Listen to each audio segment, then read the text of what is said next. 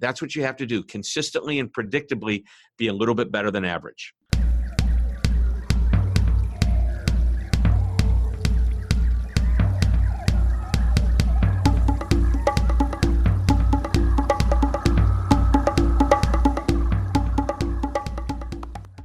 Hyken. Welcome back to the Wild Business Growth Podcast, presented by Hippo Direct. This is your place to hear from a new entrepreneur or innovator every single Wednesday morning who's turning wild ideas into wild growth. I'm your host, Max Brandstetter, digital marketing dude at Hippo Direct, and you can email me at max@hippodirect.com for help with your podcast. This is episode number 59, and today's guest is Shep Hyken. This turned out to be one of my favorite interviews of all time.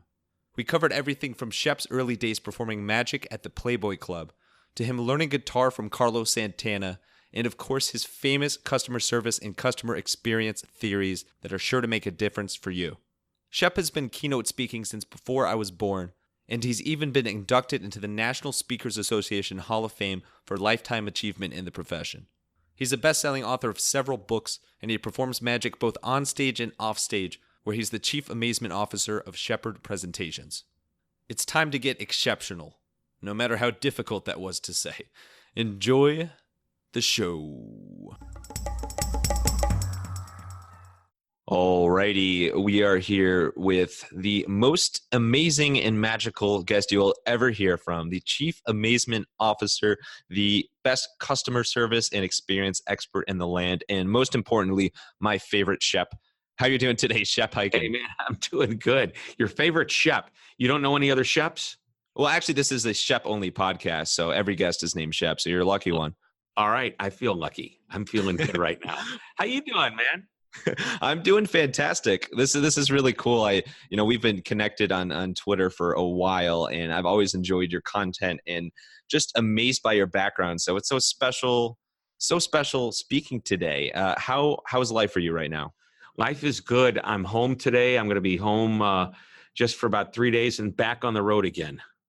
Yeah, that song "On the Road Again," I think you wrote it and sang it originally in the first place. But you are always moving, and I'm thankful that we were able to catch you a few days that you weren't on the road. So, well, me too. I think part of the reason I'm always moving, nobody gives me a steady job. Yeah.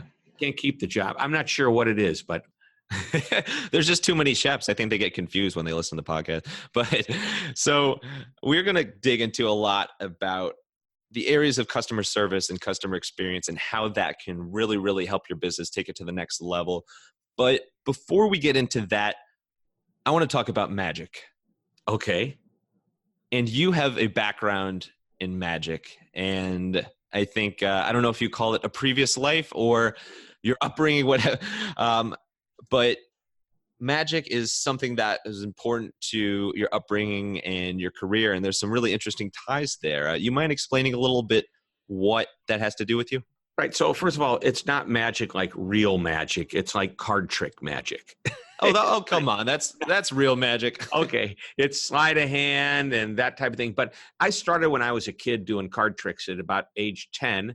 And I loved it. And then I started doing other magic tricks, and I got into the birthday party business when I was age 12. And, I would be hired to come and entertain kids at their birthday party. And everybody goes, well, what was your clown name? I wasn't a clown. I was a magician. Well, didn't you have a name? Yeah, it was Shep. And is that like your real name? It's like Shepherd. It's like sometimes, Rob is short for Robert. Well, Shep is short for Shepherd. That was my name. Still is my name. So I worked, my first nightclub experience where I worked in a nightclub was at age 14. At age 16, by the way, I'm doing birthday parties all the way really through college, because there was a point in time where, and if you think about it back then, it would be the equivalent of making maybe $400 or $500 an hour to perform at a birthday party. Yeah. So, it was really good. I didn't care what I was doing. And then at nighttime, I'd work in nightclubs. Age 16, this is the greatest job ever, comedy and magic at the Playboy clubs. There was a Playboy club here, and I actually got hired to do card tricks and close-up magic during the heavy weekends when they had a bigger name star performing at the club. And then one day, after like 2 or 3 of these engagements, the guy who ran the club said, hey, can you do 15 minutes to a warm-up act? on stage? I said, sure. So I actually, the hostess, Bunny, her name was Heather. I'll not forget this.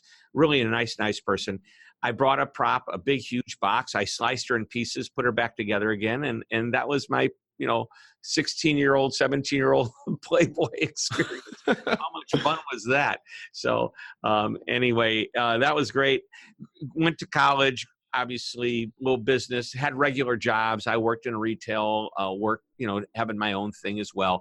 But when I came out of college, wasn't sure what I wanted to do, except I knew this.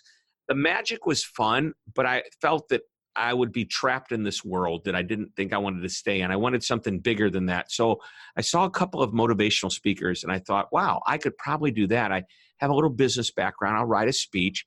And I realized my passion was customer service. And I learned about customer service when I was doing birthday parties, when my parents would make me write thank you notes and call the parents and ask, hey, how'd you like the show? What tricks were your favorite? And, I learned to make my show better by listening to feedback and showing appreciation. So I had this thing about taking care of people and making sure they were happy. That was just in me, I guess. Maybe my parents taught it to me. So when I started to research what I wanted to speak on, because I saw these speakers, one of them was Zig Ziglar, very, very famous speaker. He's passed away. And the other one's still living, Tom Hopkins, who is one of the greatest and may be considered still the greatest sales trainer. Somebody gets out there and just does sales motivation. Very fascinating, entertaining guy. I saw these guys and I thought, wow, entertainment background, little business background. I'm going to write a speech. And that's exactly how I did it. Zig Ziglar had these audio tapes. These are cassette tapes. Some people have never seen these before. Probably people that are under 40 may never have seen a cassette tape. Yeah, what is that? I know, or 30, I don't know. But at some point, it's like, what's that? It's think of I don't know. How about 8-track tapes? They were even before cassettes. But Zig Ziglar sold the audio set called "See You at the Top," and I listened to those, and it was all about goal setting. And I set my goals for my new business that I was starting. I set 10 years worth of goals for the next 10 years. Tom Hopkins, I bought the book that day called How to Master the Art of Selling. And I studied that book. And about a week later, I started to do the things that were in the book. I developed my list of people that I was going to call, which I went to the library. And again, some kids under 30 don't know what that is either. No, I'm just kidding. We've got Google. Yeah, what's that? Research today. Back then, it was go to the library and look up in these directories. And then I went to the newsstand, and if there was a full-page ad in a business magazine, they were big enough to have a meeting. So I pulled these pages out, and I started stacking them up, and I started creating my hit list. The 100 companies and people in those companies. I didn't always have the names, but I knew I wanted to talk to like a vice president of marketing of a pretty big company or sales. And that's how I started, smiling and dialing. And I remember getting, and by the way, living here in St. Louis, Missouri, where I still live, we had Anheuser-Busch was headquartered here. Enterprise Rent-A-Car still headquartered. And they were two of my first bookings. General Motors up in Michigan. I actually flew up there to meet with a guy that I knew would book me if I could get that meeting. And he sure enough, he did. By the way, I read a book by the way, I read tons of books. Mark McCormick was the guy's name. And the book was called What They Don't Teach You at Harvard Business School. And it was all about techniques on how to get meetings and what to do at the meeting and how to stand out. Great book. Another book I read shortly thereafter was Harvey McKay's book, Swim with the Sharks Without Being Eaten Alive. So these books, Tom Hopkins' book, How to Master Other Stuff, these books influenced me on how to build my business. And then there were many other books that I bought that taught me about what I needed to put in the speech for content. In Search of Excellence by Tom Peters. Ron Zemke and Carl Albrecht wrote customer service books, and I bought several of those. Moments of Truth by Jan Carlson, which came out in the mid-1980s. But these were all books that influenced the content that I talk about. And so anyway, I believe that I was hired to be a speaker, but the job is not doing the speech. The job is getting the speech. So I had to figure out how to get hired. And I believe that's the way it is with any business today. I don't care what you do. If you think, it's like you sell cars. Well, that's exactly what you do. Okay. You sell cars. And yeah, maybe a mode of transportation, but you've got to get a customer in the door before you can sell a car. So how are you going to get a customer in the door? That may be, even more important than actually making the sale is to have a customer to sell to. Yeah, and it's a very important distinction. So there's a ton there, and I appreciate your entire reading list. Now, I'm booked for I'm booked for the rest of the year in terms of books go. But let's take it back to the start, because I mean, you mentioned a lot of things, and you mentioned being happy, and I don't know if this is tied to it or not, but you were probably basically the only 16-year-old in America that was hanging out with Playboy bunnies. So what was your parents and your friends' reaction when you started toying with magic a little bit, and the next thing you know, you're hanging with Playboy bunnies? Yeah, you can only imagine what my mom must have been thinking at the time. Yeah. So I was pretty lucky. I had very, I guess, I wouldn't say they were lenient parents, but here was my deal. I have a brother and sister. They're younger than me, but my mom let me stay out as late as I wanted, and she always knew where I was, and that was the key. I called her everywhere I went, everywhere. So I was at age 14 is when they let you start, or you can join these clubs called the International Brotherhood of Magicians and the Society of American Magicians. And they had meetings on Thursday nights. So Thursday night meeting, and that's school night. You can't, as a kid, the meetings don't start till 8 o'clock. I'm 14 years old. I can't remember what time normal 14-year-old kids go to bed, but it's probably not much later than 9, 10 o'clock. Well, the meetings are just getting started by 9 or 10 o'clock. And my mom said, call me when you're done. And if you want to go somewhere and one of the guys there is willing to drive you, just let me know where you're going. And I always let her know where I was going. By the way, I always kept my grades, at least passing, always got up for school. That was never an issue. That's good. I was concerned about you. Yeah. And it was really fun because, we would go to like Steak and Shake or Denny's, which were local restaurants in the Denny's national chain, Steak and Shakes in a lot of places. Steak and Shakes, the Frisco melt. I can never have too many. Yeah, I love it. Well, we would go there after the meeting, but the meeting's over at 10:30 or 11. And there were a couple of these really nice guys that today, I just love these men, like Harry Monty and George Van Dyke. These are two gentlemen that would just kind of took me under their wing and mentored me with the magic tricks. And they were willing to take me home. My mom trusted them. I trusted them. It was great. And they're still very close, dear friends. Harry just had his almost, I think, was he 85 or 90 years? I can't remember. Just had his birthday. Anyway, Bud Dietrich was one of my mentors back when I started to get serious about magic. But so staying out late, my mom was used to that. So here's what happened. I'm 15 years old, and I was with a buddy of mine who's a magician. He was 16, and I had blue jeans and a T-shirt on, not dressed at all. But we went out for a drive to this guy's house who was selling some magic books. And on the way back, we were driving by the Playboy Club, and on the marquee, it said there was a magician that was performing there. So I said, hey, why don't we go see if they'll let us in and watch the magician? And my friend, he's 16, going, they won't let us in. Well, we don't know till we don't ask. By the way, that's kind of like my mantra. You can't get no or yes unless you ask a question. So let's go inside. Now, here we are dressed like, young kids in jeans and T-shirts. And I said to the bunny, who happened to be Heather, who I met a year later and was in my show, I said, hi, we're magicians, and we just wondered if we could watch the magician. We could sit in the back and watch. And she rolled her eyes. I know she did. I saw it. I think I saw it. She actually went and got the manager. His name is Herschel Price. And he came out and said, well, tell me what you're here for. And he goes, do a trick for me. I go, well, do you have a deck of cards? And he pulls out a deck of cards from behind the counter that they sold. They were the Playboy cards. They didn't have naked girls. It just had the Playboy bunny head on it. Mm-hmm. And I did a card trick. And he says, very good. You gentlemen can sit in the back and watch the show. We're in. We're going to watch the show. You needed to do a trick just to watch the show? I know. So what's funny about that is that we were truly only interested in the magic show. That's how geeky magic kids are. Of course, yeah. Yes. So I came out after the show, and I asked if Mr. Price was around. I wanted to thank him. And so Heather went and got him, and he came out, and he goes, do another trick for me. Do another trick for me. And so I did a couple of card tricks. He goes, how old are you? I said, 15. He goes, when are you 16? Now, this was in the summer, right? I said, next summer, like in a year. And he goes, call me when you're 16. Maybe I'll have you come out here and do some close-up magic. I went, wow. So what do you think I did right after I turned 16? I called him. And then by September, he had me booked. And I remember my dad and my mom and I think it was my dad took me out to buy a tuxedo. And I got to tell you, it was the ugliest tuxedo. It was brown.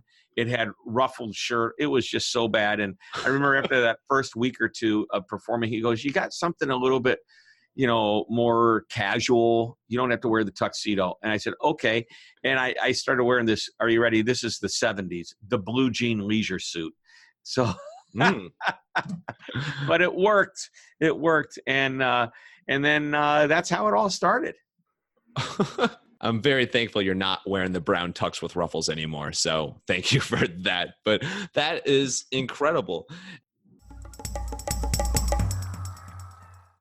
And I know, when we started this conversation, you probably didn't think we'd be talking about magic and Playboy bunnies the whole time. So I do want to talk about customer service and Sure. Customer service and customer experience, which may or may not involve asking your guests to perform a magic trick just to experience whatever you got going on. But customer service is something that you decided to focus on, as you mentioned, when you started to get into speaking and into the business world. And by the way, you've been speaking since, I think I saw 1983. Is that? Yeah. By the way, I still do a magic trick or two every once in a while in the speech when it's appropriate. I talk about how to create that moment of magic and avoid the moment of misery in business and service. So it does tie in. Yeah, I love it. I mean, there's so many keynote speakers out there and everybody's trying to figure out how to be different. And you just have that naturally as part of your background. So the more magic, the merrier in my mind. Well, thank you. Of course. It's really magical. So great customer service. What does that mean to you? How do you define spectacular or amazing customer service versus good or satisfactory? Sure. Well, that's a great question because it's something that I preach to my clients over and over again. Being amazing is not about being over the top and blowing somebody away with the most incredible service they've ever had. If you think about the best companies that you enjoy doing business with, they're just consistently delivering on your expectation. And usually they're just a little bit better than you thought it might be. And it's not a lot better, just a tiny bit better. Example, you might say, you know what, they always return my calls quickly. And that's pretty good. That word always followed by something positive. By the way, that's the key. A little bit better than average, but all of the time. So that the customers will say, they're always returning calls quickly. They're always so knowledgeable. They're always so friendly. Even when there's a problem, I know I can always count on them. So that word always followed by something positive is what you're looking for. Now, on a scale of 1 to 5, where does average land? 3. Exactly. You've done your math. I'm sweating like crazy. Yeah. I know. So 1 to 5. So I believe if you're a little bit better than a 3 all of the time, most of the time you'll be graded as a 5. Now, I would rather know about a service experience that's a 1 or a 2. And if I'm working in a company, the customer complains because I can turn that 1 into a 5. But if all you are is average and you're hovering around average all the time, the customer's never going to complain. They're just going to one day find a place that's better than average to do business with. Now, I want to really make this point with, I had a great chance to interview Horst Schulze recently. He just came out with a book earlier this year on customer service. Horst Schulze is the co-founder and first president of the Ritz-Carlton hotel chain. And when he started, he said the goal is to become one of the finest brands in the world. And the way we're going to do it is being 10% better than average all of the time. Now, let's do the math. On a scale of 1 to 5, if average is 3, what's 10% better? 3.3. Yeah. Jinx. Yeah. So I have my calculator out and everything. Yeah. Think about it. If you're a 3.3, you could be a 5, but you can't be a 3 ever. You've always got to be that 3.3. So that's why you must manage every moment. And that's why the Ritz-Carlton, if you go there, you'll find every time you walk by a Ritz employee, they will say, hello, how are you? Good evening, whatever. There's some minor interaction because they recognize that the way to be above average is to interact at a positive level every chance that you get. That's one of the strategies they have. But think about it. That's what you have to do. Consistently and predictably be a little bit better than average. I love that. And when you think about 3.3 out of 5 versus 3 out of 5, it's not a world of difference. But when you start to think about that across all your different lines of services and touch points with the customers, then it starts to make a huge, huge difference. So it's just that little idea can go a long, long way. Yep, those interactions, that's why we call the interaction is called the moment of truth, which isn't my term. Jan Carlson coined this back in the early 1980s. And there's different versions of the moment of truth, but his was anytime, in his case, he ran an airline. So he said, anytime one of our passengers comes into contact with any aspect of the airline, they form an impression. And any customer, client, guest, whatever you want to call them, comes into contact with any aspect of any type of business, they form an impression. And he said they can be good or bad, those impressions. And I say there's that third way, it's average. And I've given names to all of these. I already mentioned the moment of magic and the moment of misery. That's the good and the bad. But the one in the middle is a moment of mediocrity. And the mediocrity gets you nowhere. It does. It's funny you mentioned the moment of truth. We had Steve Woodruff on, who's the king of clarity, and he takes a brain science approach to helping people be as concise and clear as possible with their messaging. Mm-hmm. He talks about multiple moments of truth as well, and just that first impression of meeting somebody is so important. I mean, you can't even describe how crucial that is. So when you look across these different touch points, what are some ways, some tweaks that theoretically aren't too difficult, but some little things, little changes that business owners can make or employees can make that can make a world of difference in terms of customer experience? Well, you just mentioned one of them. You said the first impression. But I take that first impression to the next level, which is not just the first time you meet somebody, but the first interaction you have with somebody. It could be the 500th time. And by the way, I talk about internal customer service as well. So whether it's a colleague you work with or an outside customer, you may see them over and over again, but that first impression sets the tone for what's to follow. And the way to manage that is to purposely be aware that you're engaging with people all of the time. So master the art and the habit of always being present so that you will manage that first impression. And that could be the way you greet somebody, the way you shake their hand, the way you look them in the eye, the way you dress for success, what your body language is saying, how you welcome somebody into a phone conversation versus make them feel like they're an interruption. And maybe you don't purposely, it's like you're busy and you answer the phone and you just don't have the most pleasant voice. I mean, you don't mean it to come off that way. It's just you're not aware and in the moment of dealing with that interaction. So manage the first impression is a real simple one. That is, and it makes sense to start with your first touch point with the customer. But let's look at customer service as a whole. So this is an area that obviously was very appealing to you and drew you in after your magic days and still with your magic days. Why is customer service so important to business success and to growing your business? What at its core, what is so important about it? Well, let's assume that whatever we're selling is a decent product. My guess is somebody else is selling a similar product, if not even the same product. And I think the only way to stand out is to create an experience that says, I want to do business with that company or him or her. And the only way to do that is to create, it's service, it's experience. It makes you stand out. Now, I actually have a third wave of what I think takes service to a whole nother level, or actually experience. So there's really two areas, product and the actual quality of the service. And I always talked about quality at every turn. So it's assumed that you have a good product, because you can have the greatest product in the world, but if you treat people miserably, they're going to go find a place that has a similar product, even if it's not quite as good, because they like to be treated a little bit better. Eventually, you're going to wear that customer down. Now, conversely, you can have the best service in the world. You're the nicest person. You're always on top of it. But if your product doesn't do what it's supposed to do, guess what? They're going to leave you, even if they fail in the world of service to get that same experience. They'll still go to a place that has a product that at least works.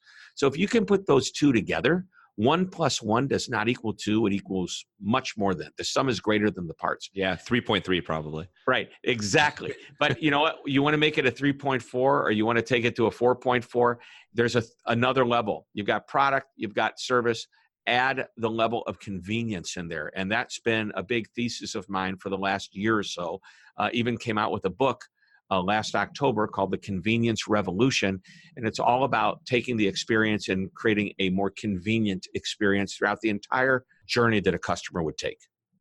And I love that convenience aspect, because we are in a world with increasing tech capabilities and everybody increasingly connected through digital, et cetera. And it's becoming more and more convenient to even order food or to order something, or, whenever you're getting a shipment of something, literally you can do all these things just through your phone. It's never been more convenient, because you could be sitting on your couch doing whatever and take care of all these things. So convenience is bigger, bigger, and bigger. I like your terminology as far as the revolution behind it. What brands stick out to you that are doing the best job right now at the time of this recording of being as convenient as possible? Oh, wow. There's so many companies out there. And I mean, I have multiple case studies. And by the way, we identified 6 areas of convenience. I call them the 6 convenience principles. You've already mentioned technology is kind of a driver of that. You mentioned we can sit at home and do it ourselves. That's self-service. The first principle is reducing friction.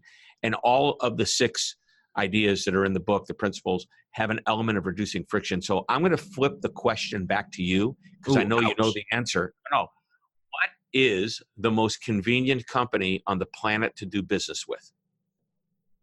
Amazon. Exactly. Amazon is probably the easiest, most convenient company out there from every level. And if you think about it, number one, they've reduced friction. You don't have to go to a store to buy something. And back in the day when they started, they were a bookstore online. They competed with Barnes and Noble and any other bookseller that was out there. And they disrupted them because they said, you don't have to come to the store. We have a much larger selection because we are not constrained by how many square feet we have in a retail establishment. We're going to give you a better price. By the way, usually convenience might cost a little bit more, but some companies find a way to bake a little bit of a discount or a more competitive price into their strategy.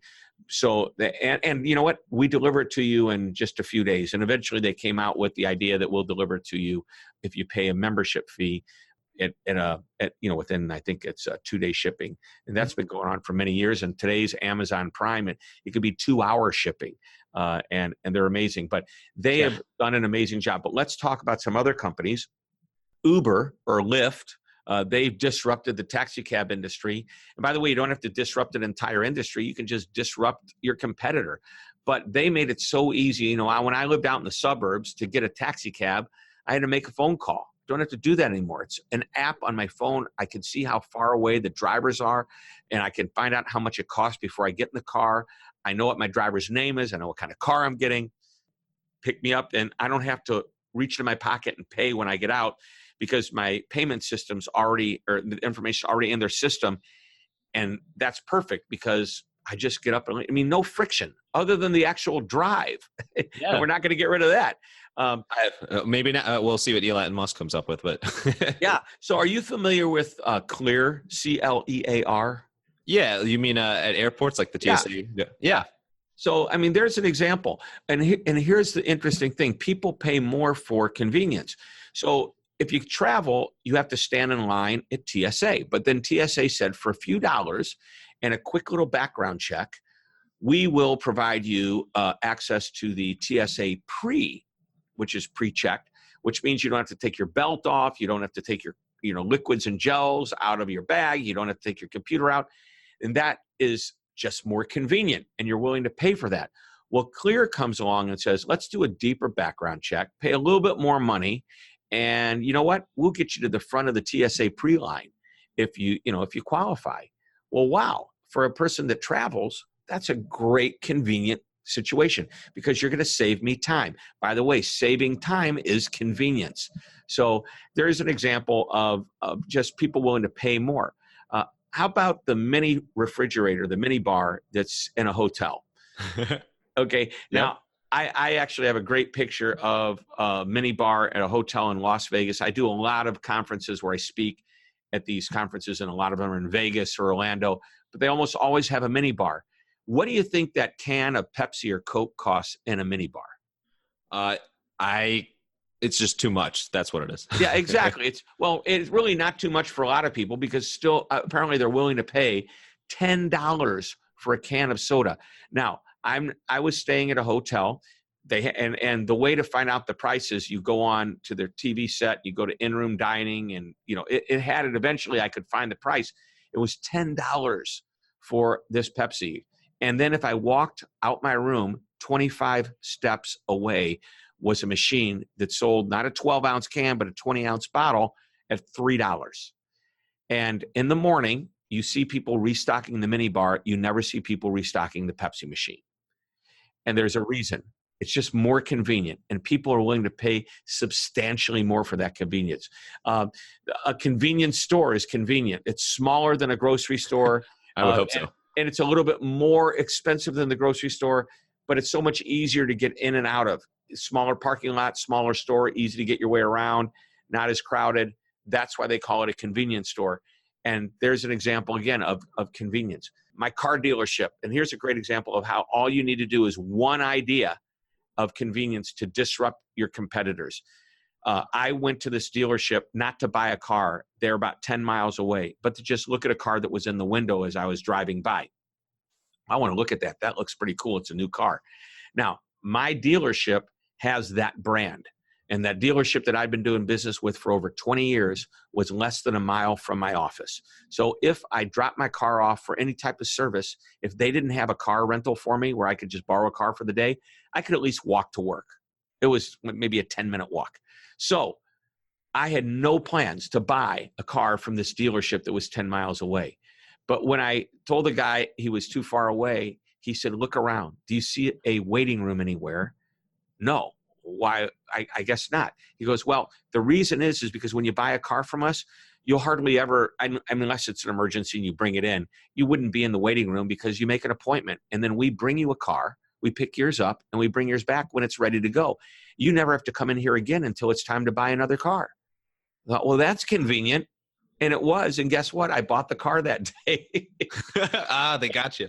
Right. And because delivery, which is one of the 6 principles, is what they practiced. And obviously delivery reduces friction, but that was the main principle that they were using to win their customers over, because they sell the same car that other dealership sells. They sell it for about the same price that the other dealership does. But what made them different is that they were willing to deliver. Those are just fabulous examples. So thank you for running through those. I had a feeling you might have a few examples, but it's just proof of how powerful convenience and reducing friction can be. Quick story on Uber. So my amazing girlfriend, and I'm not just saying that because you're the amazement guy. My amazing girlfriend Dana and I had a Euro trip this year, summer 2019, and we were talking, as we were talking before the show, we went to Athens, Mykonos, Santorini, and Paris. And on the Greek islands, you get around everywhere via bus or taxi, because in Mykonos, there's only 20 taxis on the entire island. So not very convenient to get a taxi. So you go by bus. Anyway, in Paris, it was really the only place that we experienced a little bit more of the language barrier, because obviously more people speak French there. Paris has Uber, and we were so relieved, as opposed to trying to find a cab and making sure that we brushed up on our French and and making sure that we got to the right location. We were so relieved to just order Uber through the app, through our phone. We can put the destination there so the driver already knows where we're going. In addition to that, we can also see if the driver speaks English or not. It adds so many aspects to it, as opposed to trying to flag down a cab and risk going to a wrong location or us mixing up our French, which is very likely to happen. So it was just, when we found out there was Uber there, it was just such a sense of relief. And that all ties back to convenience. Yeah, it gives you confidence. Part of what you're trying to do is create this easy situation that's predictable, and that gives you as a customer the confidence you need to want to keep doing business with the same people. Exactly. It's spot on.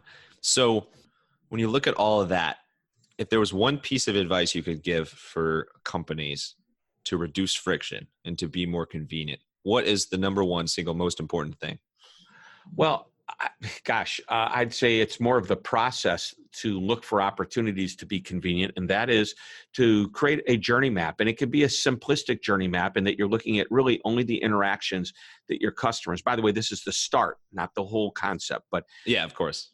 okay, let's say, for example, I'm going to take a flight somewhere. Well, I go online, I book a reservation, I go to the airport, I check my bag at the curb. Somebody got smart and said, why make the customer or passenger come inside and wait in line to check their, but why don't we do it right at the curb? There's an example of convenience. It's been around for many, many years. But, I then go to check in at the ticket counter and walk, through security toward the gate. And so where in all of these interaction points that I have in the process, could the airlines make this easier for me? Now, I'm giving you a history lesson here. Everybody knows this already. And that is, well, like I said, let's put the check-in for the bags. Let's put it at the curb so people don't have to bring their bags in. Hey, I got an idea. Let's try to figure out a way to get people to check in online. That's going to save them time when they get to the airport. Unless they have to check a bag, they can go straight to the gate if they've already checked in and printed out their boarding pass. So these are examples of reducing friction. Where in your process and when your customers deal with you, can you reduce friction? If somebody, it's a customer service situation and you force people to make a phone call, how many buttons do they have to push to get to the right person with the, virtual response system? When they finally do get to the right department, are they put on hold for an exorbitant amount of time, or is it reasonable and quick? Or, as I might say, convenient. So there's so many different places that you can find friction to eliminate or at least mitigate. And that's what I would start doing first. Very smooth. Not a lot of friction, I might say. Hey, Wild listeners. Have you been wanting to start a podcast for yourself or your business but didn't know where to start? Or do you have a podcast of your own but you're struggling with the time commitment? I'd love to help. Shoot me an email at max@hippodirect.com with any podcasting questions you have. I'm also happy to jump on a 30-minute call where we can discuss your idea, planning, production, promotion, and other elements of the podcasting world. Let your podcast run wild. So we're going to switch gears a little bit and get to a segment on inspiration and creativity. So, Shep, overall, what do you do to stay creative? Well, the great question, because I write a tremendous amount. I write at least 2 to 3 articles every single week. And I think the secret is to read a lot. And if I ever find, and that by the way, that gives me depth. And I read an awful lot in my topic area. I probably read 10 articles a day because we do these alerts that just all these articles populate. I have a little magazine, if you will, an online magazine that I created called customerservicedaily.com. And every day it pulls together articles from the 25 people or organizations that I want to follow. And whenever they use the words customer service, customer experience, or something similar to that, it automatically brings us into a daily publication that I can read. So depth is important, okay? That's number one. Number two, when I find myself creatively stumped, what am I going to write about? I simply go to these articles and I don't read the articles. I just look at the titles. I look at the topics and go, oh, wow, I could write about that. I don't even need to read the article. I just like the idea. It spurred the creativity. So that's another way. I'm going to totally jump to another lane here, but it ties into what we're talking about. Steve Martin, the comedian, has a class, masterclass. I don't know if you're familiar with masterclass.com. This is an unbelievable resource. You can learn to be a comedian. You can learn to sing. They can't really teach how to play guitar, but they have Carlos Santana teaching his philosophy of guitar. You could probably pick up a thing or two from him. Yeah. He goes, you see my face when he makes that funny face, when he hits that high note, he says, you can't make the note sound that good without making a face like that. Crack up. So that's amazing. It's like the zen of guitar. You can learn to cook. Well, in the Steve Martin Masterclass, which is unbelievable, even though it's about being a comedian, he says comedians are some of the smartest people you'll ever meet. He says, very creative. Maybe they're a little different, but they have to read about what's going on in the world to write content and humor that's relevant. So that concept of reading as much as you possibly can.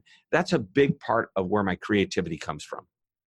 And there's so much to soak in that even if you just get a small percent of it, or 3.3% of it, you're gonna get some interesting pieces there that you'll find to help in terms of being inspired and staying creative there. So I'm totally signed up with that approach.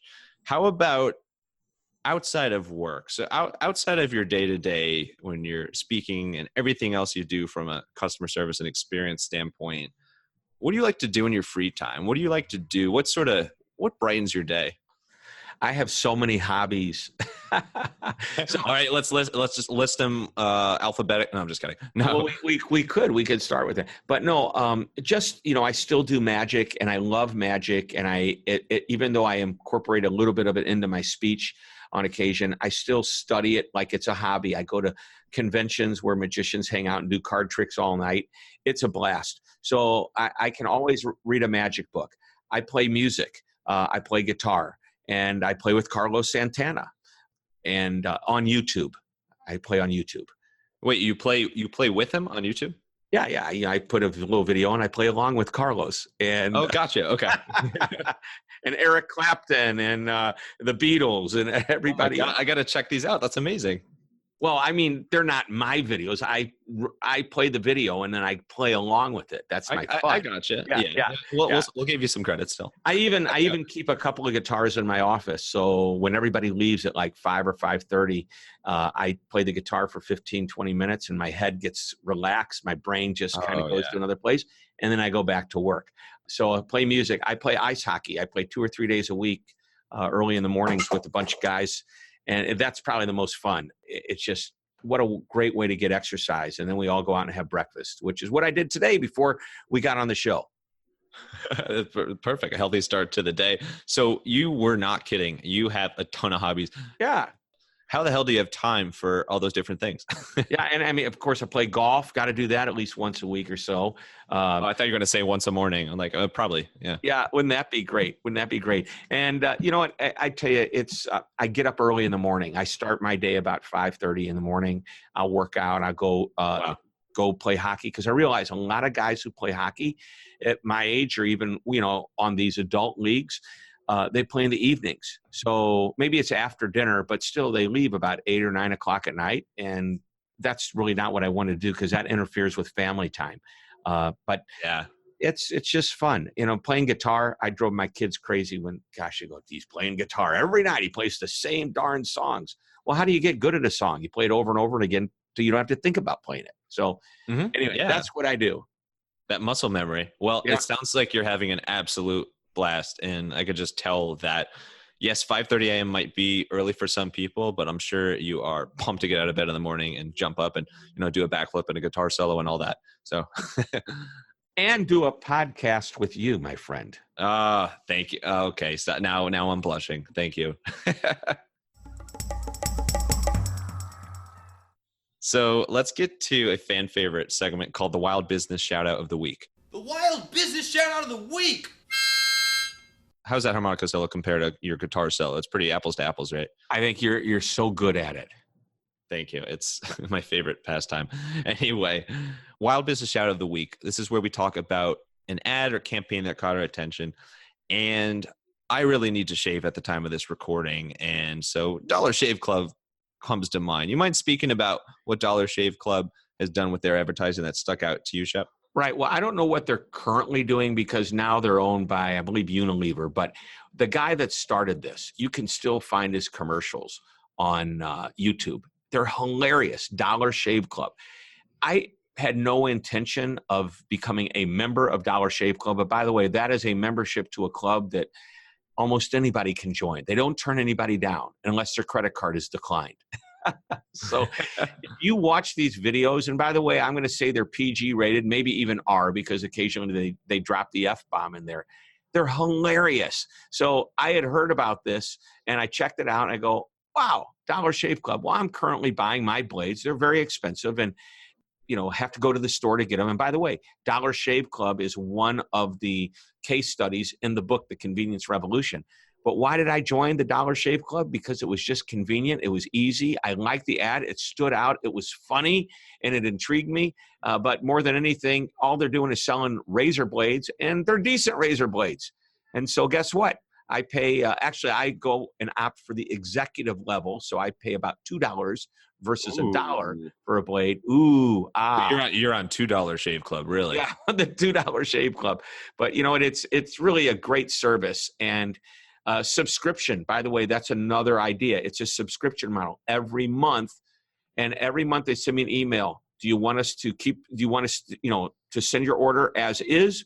Do you want to add any shaving cream, or do you want to hold off for a month? Because maybe, like some people, they don't switch the blades every week. So guess what? After 2-3 months, you got an extra month's worth of blades that you aren't using.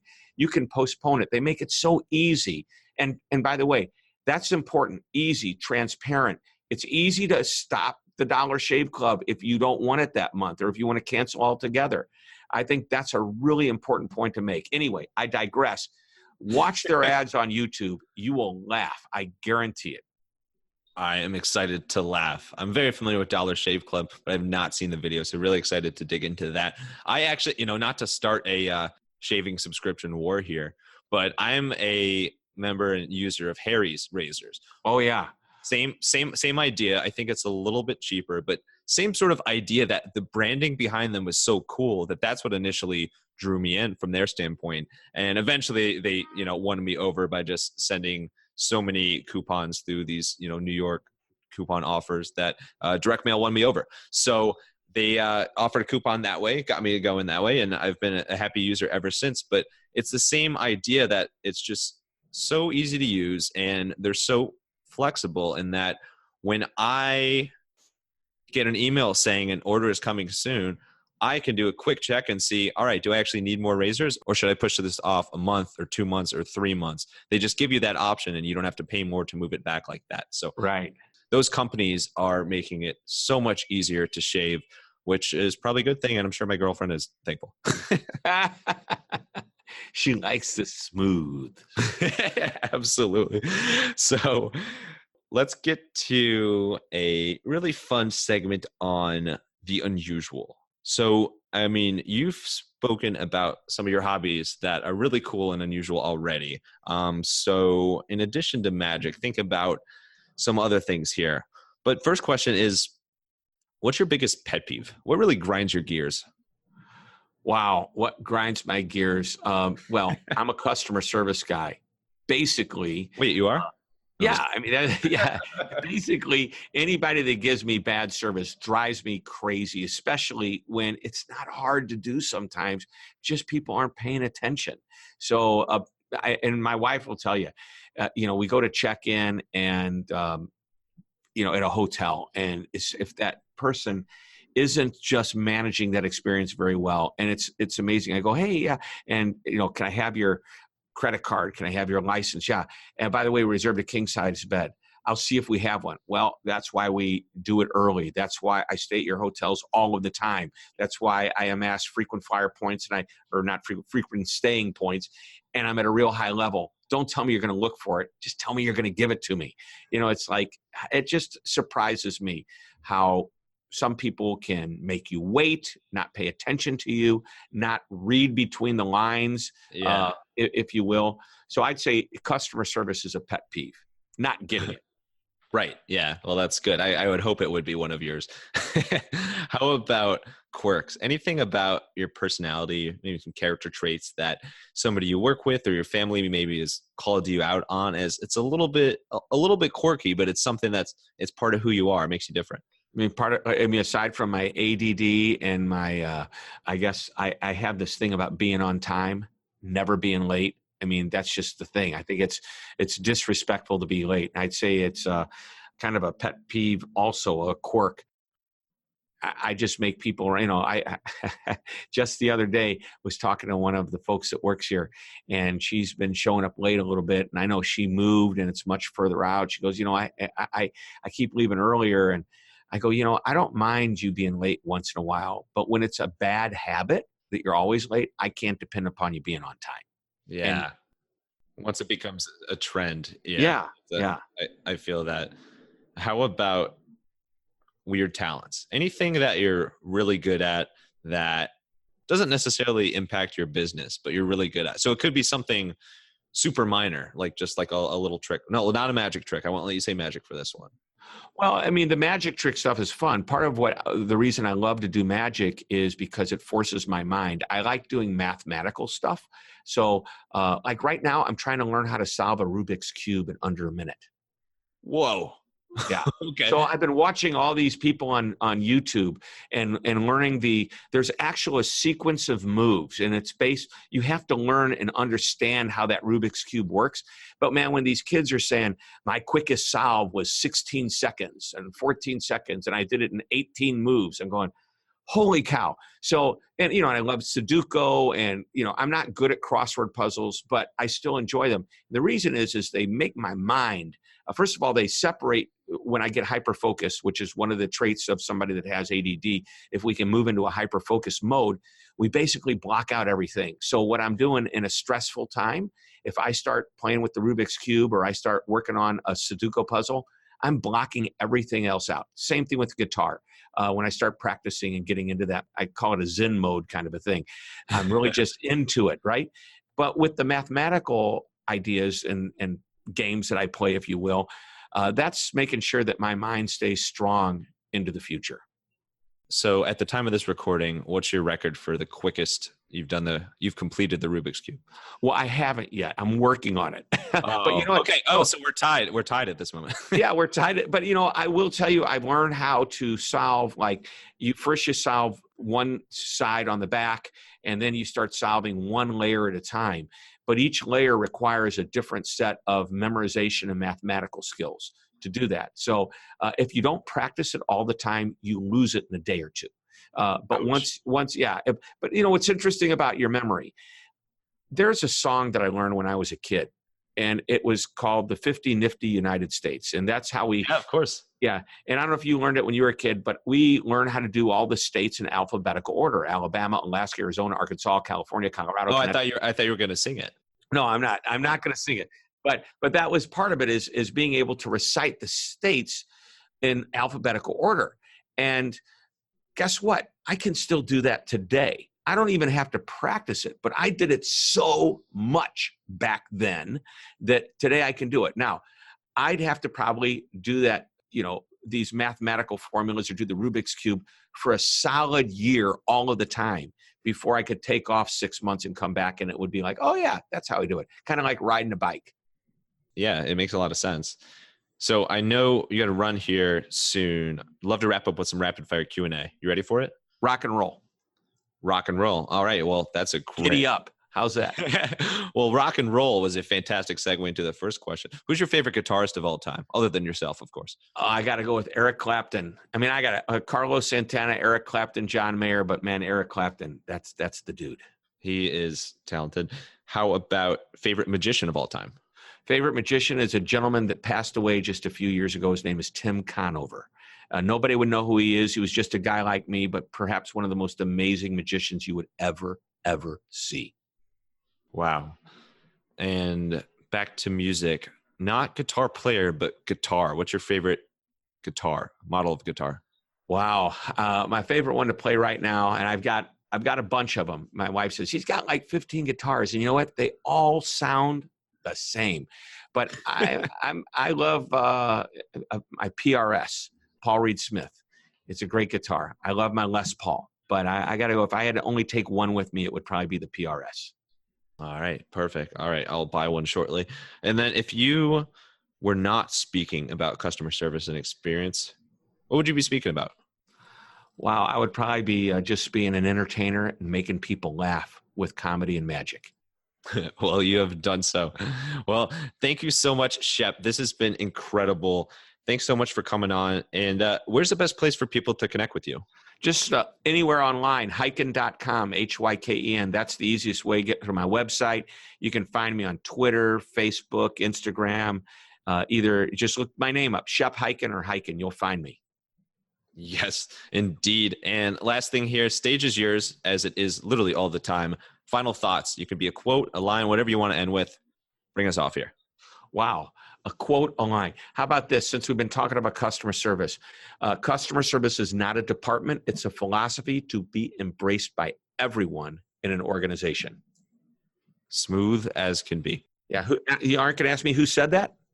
Who said? Well, I know you said it. But there you go. I just said it. No, actually, that's something I've been spouting out for years and years. And anyway, that's it. Man, you're awesome. This has been a great interview. This time has flown by. It has. Well, thank you so much. That means a lot to me. I really appreciate it, Shep. And you are an unbelievable person and an unbelievable guest. I mean, I'm still we could have done this for 6 hours. Probably every day because I have so many more questions in mind. But thank you, Shep, and just thanks for being so amazing. Well, thank you so much. Great to be here. Shep, the Playboy magician. Thank you, Shep, for verbally bearing all. And thank you, wild listeners, for tuning in to another episode. If you're feeling magical, make sure to subscribe to this podcast on your favorite platform and leave us a 5-star review on Apple Podcasts. You can also get lost in the Hippo sauce at hippodirect.com/blog and hippodirect.com/newsletter. That newsletter is the Hippo Digest and is your place to get new creative marketing ideas every single week. And of course, let's get social as all the kids are doing these days, and come say hey on your favorite social media platform at the handles Hippo Direct and Max Brandstetter. We'll say hi back and maybe even throw an emoji at you. That's all for this episode. Until next time, let your business run wild. Bring on the bongos!